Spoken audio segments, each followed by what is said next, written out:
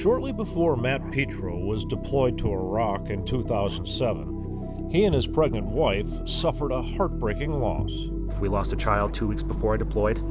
She was 6 months old, but she was miscarried. Matt's request to delay his deployment was denied. We needed to have that normalcy of mourning. Didn't get it. I got deployed. Soon after arriving in Iraq, Matt's eye was injured by a piece of flying metal. It went that far in to where there was a potential of me having to lose my eye. After being medevaced to a trauma center and separated from his squadron, Matt learned that his wife wanted a divorce. My wife left me, and I was pretty much all alone, 12,000 miles away from my family. I'll never forget that day. It was actually Veterans Day. Returning home after a second deployment, Matt was a mess. I gained a lot of weight. I wanted to die. Came back from Iraq, and I jumped in the bottle. It was a mission for me. I drank an ungodly amount of liquor and alcohol.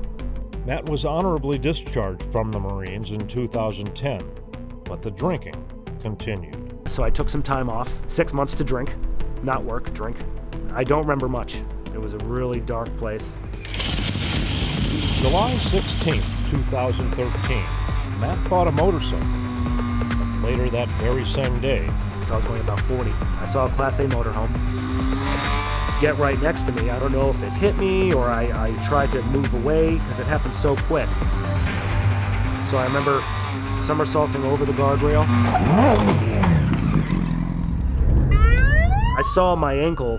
It was pretty much obliterated. My femur punctured through my femoral artery and I was bleeding to death. Matt was airlifted to a hospital in Albany, New York, where his right leg was amputated, and he remained in intensive care for 2 months. I asked myself, how much loss can one man endure before he turns 30 years old? I used to be able to try to hide my brokenness inside.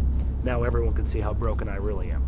Just every day I'd beat myself up, eating and eating. Desperate, Matt showed up at Anytime Fitness in Hudson Falls, where he met owner Scott Daly, a fellow military veteran. Scott came up and says, hey, would you like me to train you? I said, sure, very scared. He didn't know that I was expecting him to be out of his chair. So I just taped up my right leg with some tape and trained him. I was wheelchair bound. I was not ready to get out of my wheelchair yet. And the look on his face was, it was a crossroads right there. And I'm like, holy crap, this is a human being tying up their right leg to help me. It was just this deer in the headlights look, and then that's when he confided to me and said, I haven't stood up. I was totally out of my comfort zone, totally, way out. And he knew it, and that's where he needed me to be. I said, well, what the hell's gonna happen? You're gonna fall 2 feet, and you're gonna get back up, and we'll go again. Well, it's no big deal. I said, I'm going to fall, you're going to fall, we'll get through it. It was just that simple. Trust yourself is one more thing that Scott asked of Matt that first day in the gym. And he goes, Matt, see, you can catch yourself. And that was it. That's what lit a fire and the passion in me.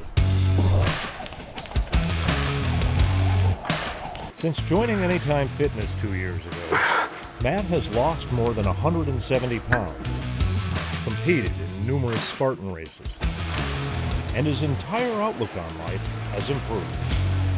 Matt now glows. He has a totally different personality. He's happy.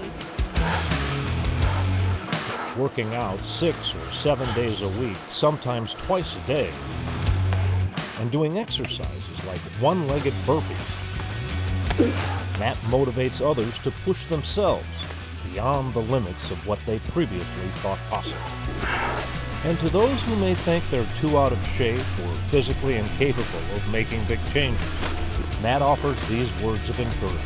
It's not the physicality of the human being that determines whether or not they're going to be successful in reaching their goals in life. It's all heart, will, and passion.